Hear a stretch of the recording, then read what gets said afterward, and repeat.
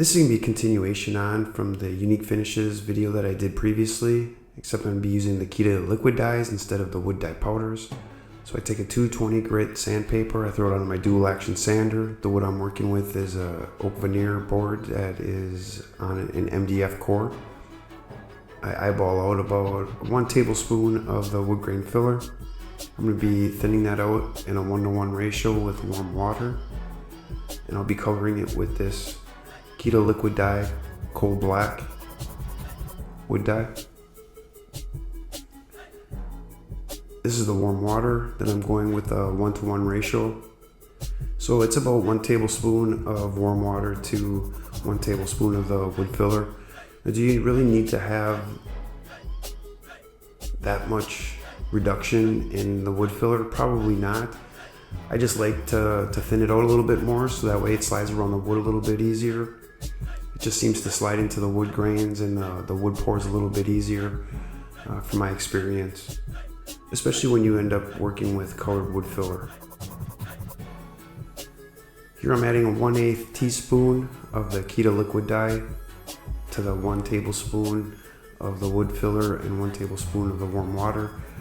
Do you really need to use that much of the Keda liquid dye black to that ratio of wood filler to warm water? Now, there's going to be 2 boards in this video. The first one's going to be a lighter board. The second one is going to be a darker board that's going to be throughout this whole video. The first board that I ended up doing only used 10 drops of that liquid dye to the wood filler. So you'll end up seeing that later on. And I also only did 1 coat. I ended up having a video card malfunction where there was a corrupted file. I think I ended up deleting one of the files from a previous video with my computer instead of my camera, and it ended up creating an error on my card. I already have it replaced, so hopefully that doesn't happen again. Anyways, when I ended up sanding with a 220 grit, the reason I did that is to try to reduce any of the color transfer in this process here. I could have went with a 320 to a 400 grit, maybe even a 600 grit to try to reduce any color transfer even further. But, here I'm just using the putty knife to try and spread it out. I wasn't really trying to work it into the grain very much, because here's where I'm going to be working into the grain by using my glove. This process here is I'm just working it around. There's a knot on this oak board, so I wanted to end up working it around a little bit more. And I'm really trying to just push it into the grains here. I take the putty knife, I'm holding it, I'm going to say around a 30-degree angle. I'm just trying to skim across the top of the board so that way I end up leaving that wood filler in the portions of the deep recesses of the wood grain. And I'm just trying to skim off the wood grain, the wood filler off of the surface of that board. As you can see, it's already starting to color the wood itself. That process as well. I take a 220 grit, again I throw it onto the dual action sander, I remove the excess. So like say that you end up wanting to go with like a bright crimson red over the top of this type of base. Another option that you can do, and it's strictly just an option, it's not something that you have to do. I didn't focus on that in this video because the color that I'm working with, these colors go together pretty good, so I didn't have to worry about any interaction. But say that you want to keep that red very bright red, and you're going to put it over this base. So once you end up sanding this all off, and then all that you have left is the deep portions of the colored wood filler in the recesses of the grains and the pores, then you can end up going over the top of that with say like a lacquer or a shellac or a sealer, and just do like a good light coat over the top of this, which is going to end up creating a barrier over the top. So then you let that dry, and then you can come back over it after it's dried and then sand off the excess back to the bare wood. But it should end up having that barrier of sealer over the top of that colored wood filler, so that way you don't have to worry about the colors interacting. Now again, that's just an option. It's not something that I worried about in this video because the colors are, they'll work together pretty well with the ones that I'm doing in this video. So here I've taken 4 ounces of the lacquer thinner. I don't know why I have the scale or the wood dye powder cards out there. So anyways, I ended up grabbing the amber, the Keda Dye amber yellow, 1/8 teaspoon.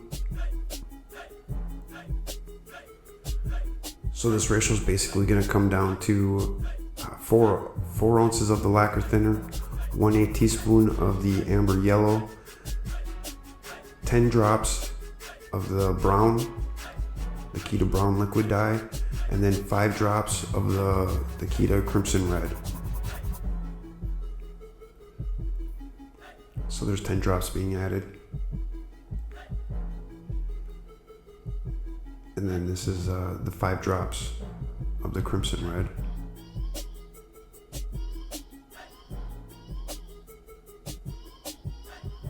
Cap her up, give her a good shake, mix it around. And then here I'm just kind of checking the color against the glass just to kind of see where I'm at, just to make sure that I'm in the ballpark of what I'm looking for. I had to get some brown colors into the videos here. I'm just wiping off any of the debris from the sanding process, anything that's left over, any excess. I'm going to be doing 2 coats. Now this is going to go into fast time, but basically all I'm trying to do is just work this dye stain into the deeper portions of this, onto the wood itself.